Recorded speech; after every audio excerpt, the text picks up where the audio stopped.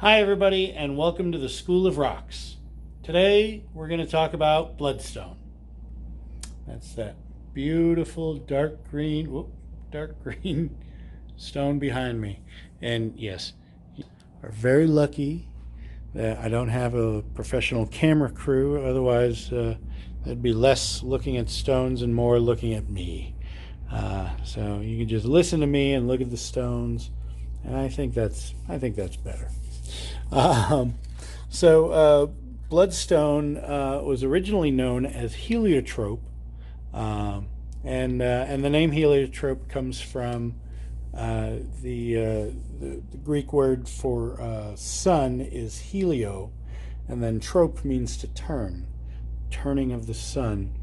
Why exactly they named it that, I'm not sure. It doesn't really look much like a sun.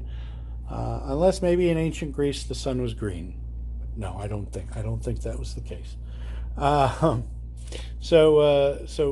Bloodstone or heliotrope is a silicon dioxide mineral with a hardness of 6.5. And the name Bloodstone came along in the Middle Ages because of, here's a perfect example. There's some really good examples. There we go. The little red flecks. Uh, they look like they look like blood.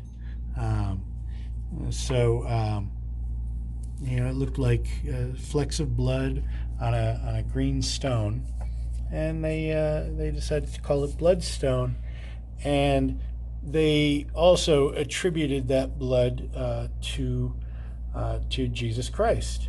And the Middle Ages were an interesting time in many aspects, um, and they attributed certain magic powers to Bloodstone, and yeah, just to put your minds at rest, the red flecks are not blood.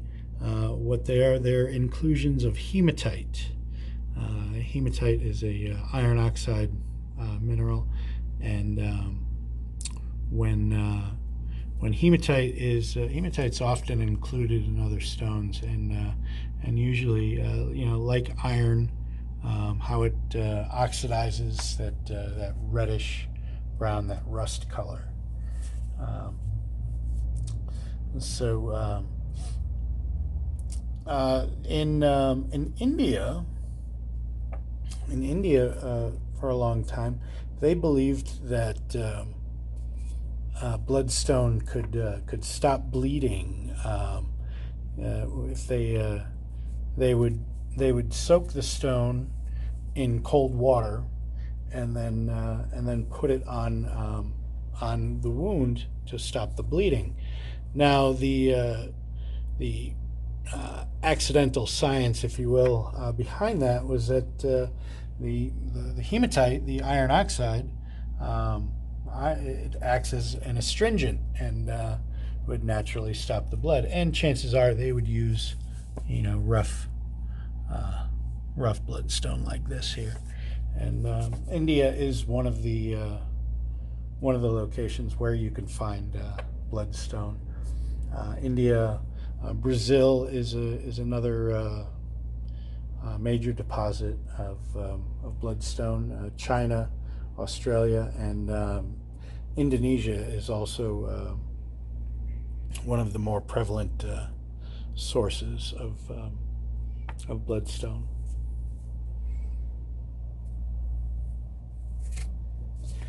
So the metaphysical properties of bloodstone.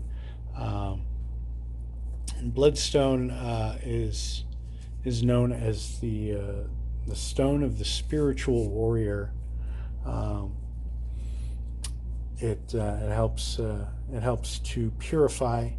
um, purify your physical body, and helps to get rid of negative energy uh, from your auric field, the space around you. Um, It also helps to bring balance between the physical and the spiritual.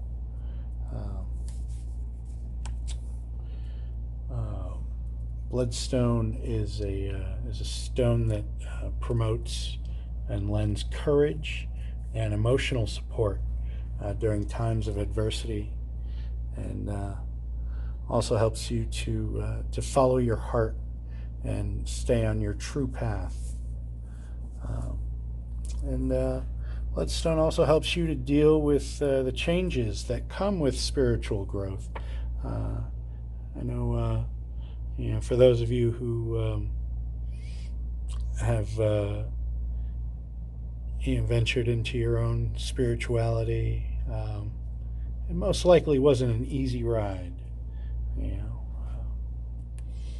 and while we grow spiritually, um, old issues tend to be brought to the surface and have to be dealt with in order for us to advance on a spiritual level.